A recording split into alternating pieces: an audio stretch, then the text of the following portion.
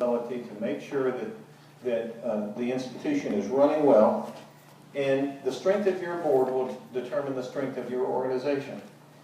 Mediocre boards, well, I think you'll see mediocre institutions.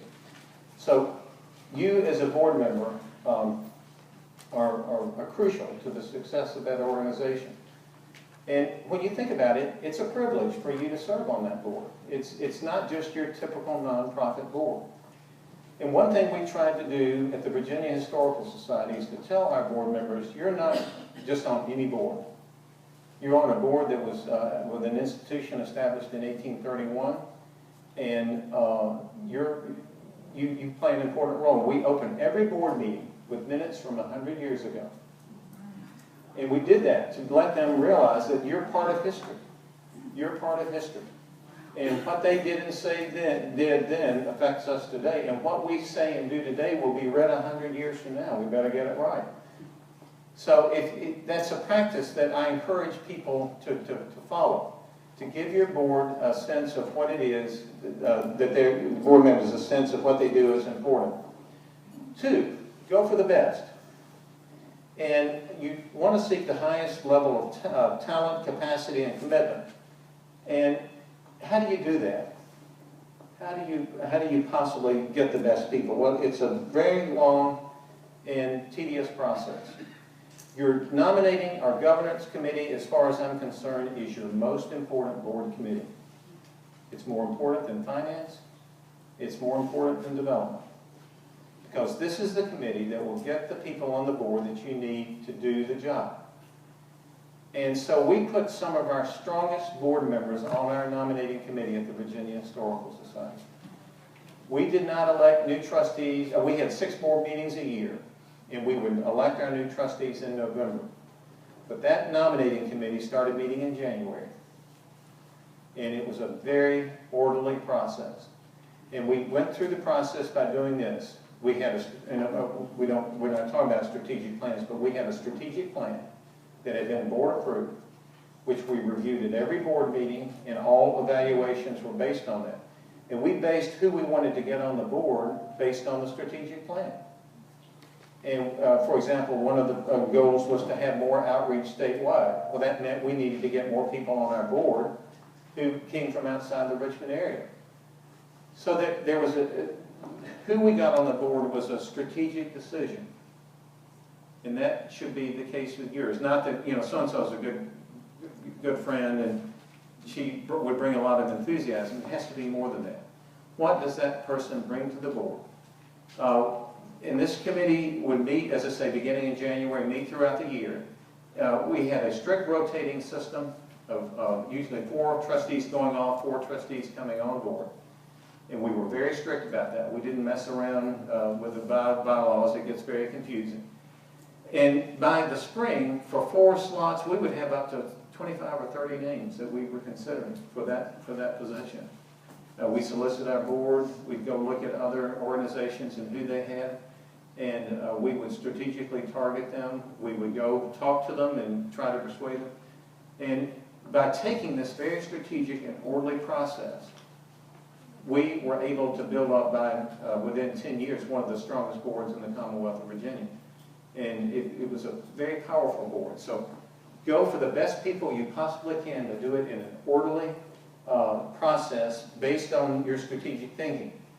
Now let's see a show of hands. How many of you have a strategic plan that you're following? That's like most everybody. Well, in deciding who comes on that board, use your strategic plan to help guide you as to who you want.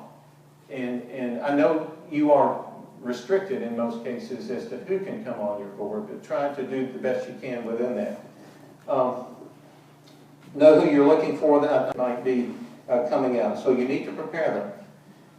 Having the right number of meetings. How many is enough? We had 6 at the Virginia Historical Society. I tried to get them to cut it back to 4, but the board said they liked the board meetings so much they wanted to keep it at 6. And I'll talk about making board meetings meaningful. Your board needs to meet. How many of you meet twice a year? All right, how about 3 times? 4 times? Okay, 5, 6? Okay. Is everyone satisfied with the number of meetings you have?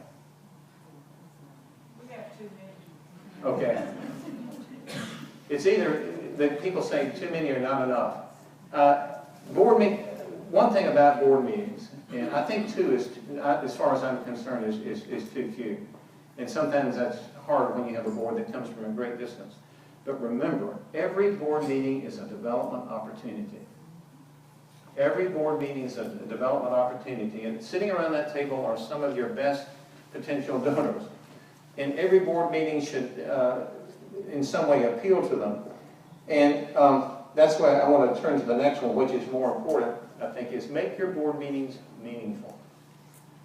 Now, are your board members' meetings B-O-A-R-D meetings or B-O-R-E-D meetings? And there was a survey in Trusteeship magazine last year, and they asked trustees of colleges what was the worst aspect of their being a trustee. And 2/3 said board meetings. They were terribly boring. They didn't feel like they accomplished anything, and it was just one of those obligations they had to fulfill.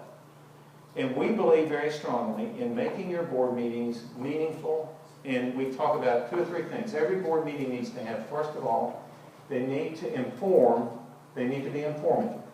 They inform you about the business of the organization, finances, personnel, strategic plans, so on and so forth.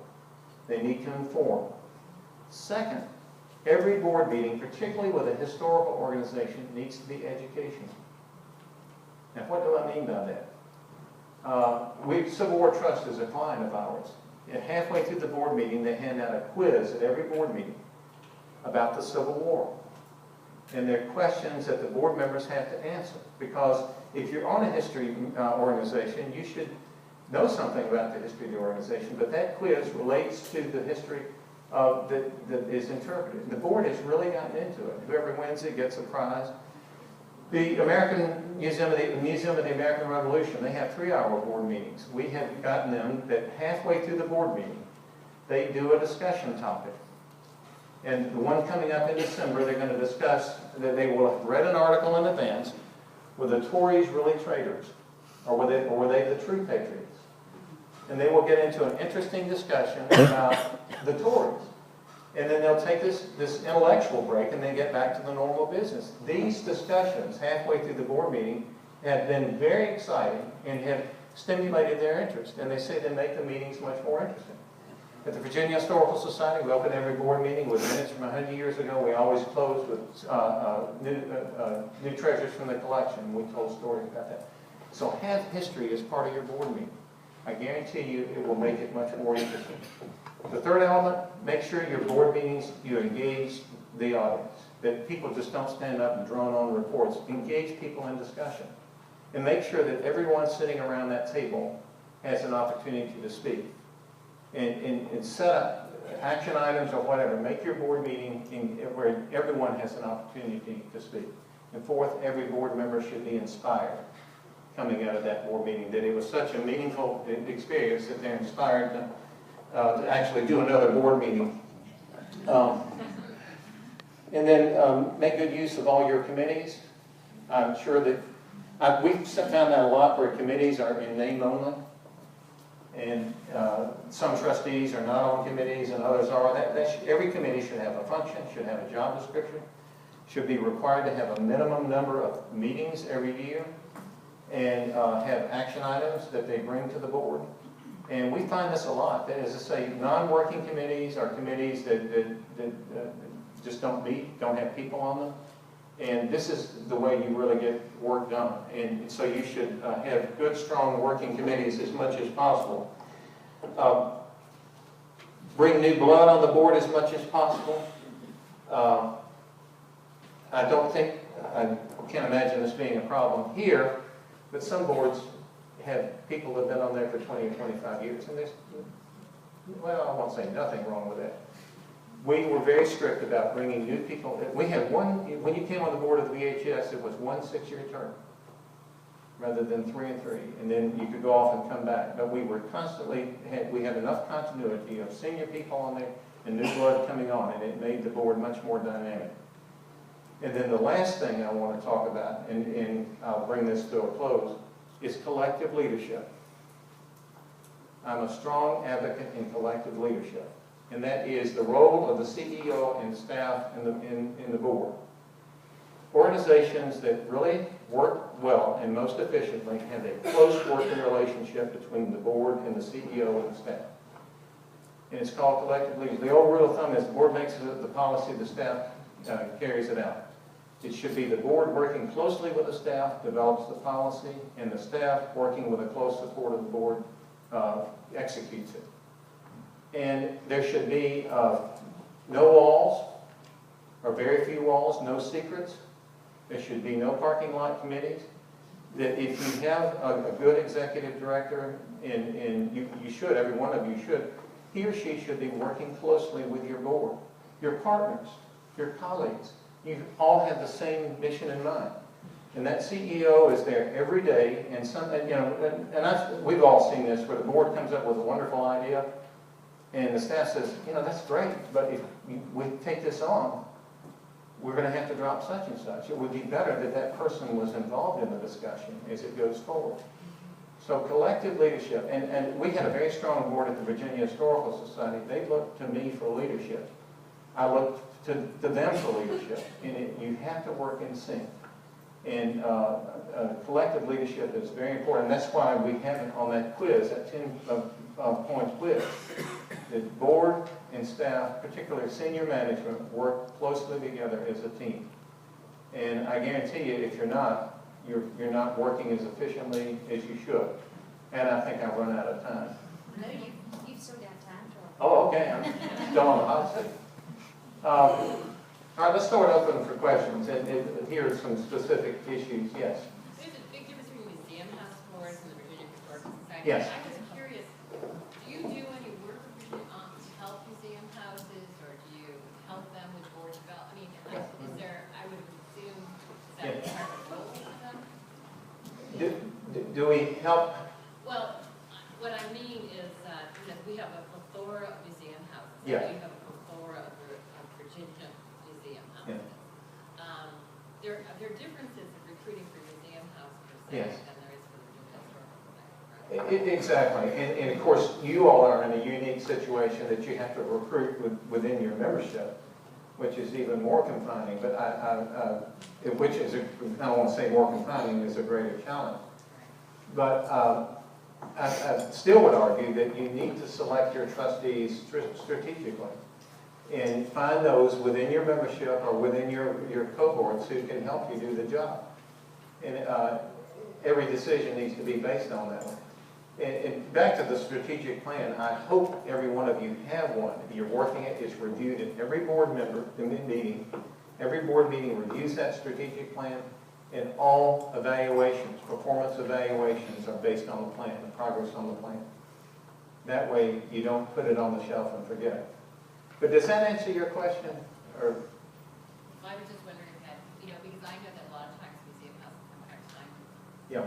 even if not the James house, sometimes our membership Yeah. also together. What do you think? Put yourself in the position of being recruited by a board. And I'm sure all of you have. What goes into your decision to accept it or not? Money and time commitment. Money and time commitment. Whether I'm interested. Okay. Does prestige have anything to do with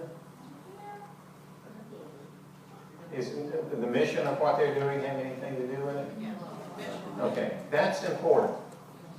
And it's funny, at the dinner table last night, I asked Anna why she joined the Dane. And she said her mother had a great influence. And when we did the strategic planning with Wilton, we asked all the members of the committee, and there were 10 of them, and 9 said it was their mother that Mama made me do this. And it's a little different for you. I think what you do can help. In recruiting trustees, if you have something exciting that you're going to be doing, you're looking forward. We say, we've got this exciting new program we're introducing. We'd love you to come on board and help us get it executed. But people are scared off by money and the time commitment. But if you can sell them something exciting, it's much easier to recruit them. Karen?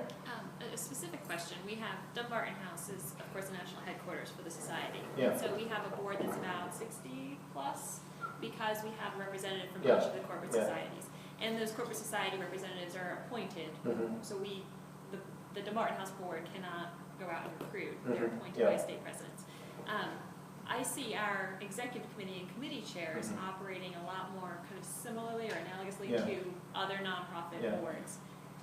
Meeting more often, Yeah. sitting around one table. Discussing policy. Correct. Yeah. Can a situation like that work well, or do you see the size of the board always, dysfunctional if it gets to be too big? If you have a good working executive committee, that can solve the problem of the big board. The key is communication, that there are no secrets, that there's transparency. What gets institutions in trouble if you have a small executive committee and they do everything and they do it in secret? I know of one organization in Richmond right now that's going through that. The rest of the board, they found out at a cocktail meeting that some big policy or that somebody got hired or fired. You don't want that. And so if you have that, communication has to be open. And if you don't, it could be disastrous. Yes? Could you talk a little more about the board's relationship with the staff Mhm. and how to make the staff your partner, not your adversary? Well, the way we did it at the historical site really worked well for us. First of all, I was a non-voting member of the nominating committee. I served as the secretary. And if you look at a corporate model in the business world, the CEO helps determine who can come on the board. And it wasn't me choosing it, but they had me there. Charlie, what would you think about so-and-so coming on the board? I would suggest names. So that was an important part of the partnership. They had enough trust in me that they let me do that.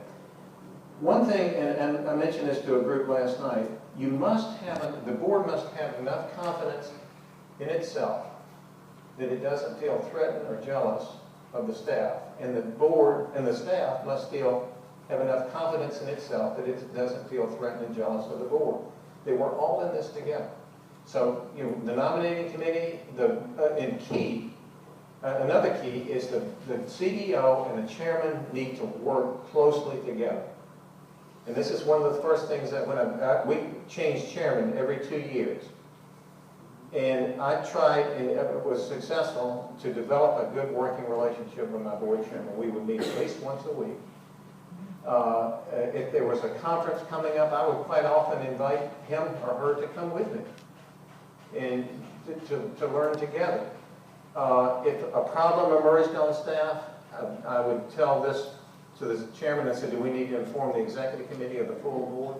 So that's a key thing, is having those two together. One thing I would recommend you all do in the future is have a meeting in which you invite your board chairman and your CEO to come as a team and learn things together. And then you can have an hour session where you separate and you can discuss things that you want, but the meeting would involve the CEO and the chairman. And once you do that, that can trickle down to the rest of the board. Board meetings at the Historical Society, I was always there, and I had my senior staff at every board meeting. And I would call on members of my staff to make reports. And they would do that, and then the last item on the agenda was executive session, in which staff would leave the room. I would stay unless they wanted me not to be there, which was very rare. But in that way, the board got to know the staff, and the staff got to know the board. And I'll tell you one last thing. Staff needs to feel like they're appreciated by the board. They need to, you see organizations, we never know who's on the board. They don't pay any attention to us. And that's not what you want. And I'll give you one example of how we tried to overcome that. We did, our second campaign was a $30 million campaign. We raised $35 million. And I went to the board and I said, the staff really was crucial to the success of this campaign, and I think they need to be recognized for that. So a couple of months later, the next board meeting, an hour before the board meeting, we summoned the whole staff into the reading room, into the lecture hall. And so we have an announcement to make. The whole board got up on the stage, And they thought, oh my God, Charlie's, announcing he's leaving.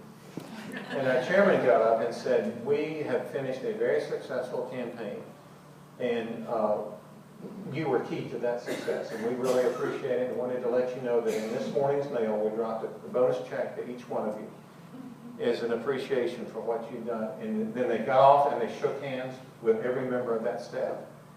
And you talk about morale on the staff shooting through the roof. And it wasn't a big bonus, it was not a whole lot, but it was a token of respect for the board. And just the fact that they went out, down and shook hands with the staff meant a lot. And I would recommend you have one staff board function together once a year, just to get to know each other. One thing, and I forgot to mention, what about people who rotate off your board that you don't want to lose them? And at the Historical Society, we have 6 board meetings a year. The May board meeting, we always invited all former trustees back to that meeting. It's non-voting members, but we had a luncheon, we recognized and thanked them, then they came to the board meeting, and we recognized and let them participate in the discussion, and they really appreciated that. And it's a way of keeping them engaged. Yes? As we speak, the Board of Managers in the state of Connecticut is considering hiring legal counsel to draft language which would set aside our museum property into its own separate 501c3 independent of the Board of Managers of the Dames. And this scares the living daylights out of me, but I also realize, I feel a tremendous responsibility to the women who came before us. We have owned, operated, and kept open to the public this museum since 1919. I also recognize that the museum has perhaps reached a point where maybe we 300 women in the state of Connecticut are not necessarily the best shepherds as this museum moves forward. So what I have a request of everybody here is, I know some of you have been down this road already and have great experience. And this is not necessarily the forum in which to have that discussion, but if you can find me at some point, or Sally Kernan over here, also from Connecticut, during breaks or during drinks, I would love to pick your brain and find out what the pitfalls, what we look forward to, how exactly you were managing this. And that I could go home to Connecticut with some concrete information. Really, really helps. So a separate 501c3 would take over? With separate finances, although we are told that the Connecticut Dames could maintain the majority number of seats on that. We don't know what the legal language would look like. Yeah. Okay. That's going to be a real challenge. Yeah. Yeah. So. I think many of us in societies have complicated relationships like this. In Illinois, our museum property has built itself, has always been owned by the city of Chicago. And so we own the collections. The board is complicated at this point, but it can work. Right. But that transparency becomes a challenge, particularly when the Dames are really providing the money. How is it a challenge?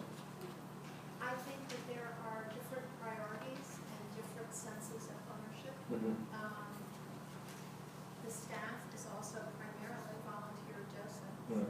There is a curator who is hired through the city, through another museum, which we partner. It could not be more complicated. I'd hate to see the flow chart on there. And it's changed over different years as the city's more and less able to get its arms around this. But I think Sounds like Chicago politics. it certainly does. But I think the layers also give you an opportunity to bring in interesting perspectives, and it can be a good thing. Yes. Mount Clair Museum House. Okay, Mount Clair Museum House in Baltimore. We have recently partnered with the Baltimore and Ohio Railroad Museum. So we have that same kind of layering going on, and our building is owned by the city of Baltimore. So we've got several layers, but so far, the leadership of the B&O to help work with our staff, which is actually their staff, and come up with creative ideas about the history of the building in Baltimore has worked seamlessly. We are so pleased. What's the key to that? Why has it worked so seamlessly? Basically because everybody is working together, Okay. It's transparent? very Yeah. transparent. Yes. I'm going to speak this afternoon about our museum, which had very much that situation. And it is a very convoluted flow chart. But with Louisiana politics instead of Baltimore politics, but it's working. It's evolving, shall we say. Any other questions? Yes. To take advantage of having the city today, pay all the property taxes, I mean, what financial responsibility do they have on it? Maintaining the physical building. Yard, So, road, if, brick for tile, example, drainage. that sort of thing, yes. And if something, if we've had intruders, although we have security, we've had attempted intrusion into the building, they come and repair that. They're responsible for the physical building itself. The collection is the Dane's responsibility. Let me wrap up with just a closing comment. There are 2.5 million nonprofits in this country. 2.5 million nonprofits in this country. Every one of them has its hand out. Every one of them needs money. I'd say most of them need money. And you're in a very competitive world. You're going to be going for grants, gifts from individuals, and you need to make a case that you are relevant and that you fill a need in your community. And you need to be able to answer that question: what would happen if we were to go away? Would anybody care, and would we make any difference? Because the other organizations may be able to answer that as effectively or more effectively or less effectively than you. But don't forget, you play an important role in this society in that you help preserve an important part of American history. And it's the backbone of the American democratic experience, that we can learn from the lessons of the past without censorship. And what you do, everyone should applaud. And this organization is crucial to this society. And I'll be honest with you, I think you need to make a better case for yourselves. And we were talking last night, you're sometimes confused with other patriotic organizations, and it's not anything against them. But I think what you do is vital to this society, and I commend you for it. And I wish you well, and I wish you all well in helping tell a story as part of the American experience. Thanks.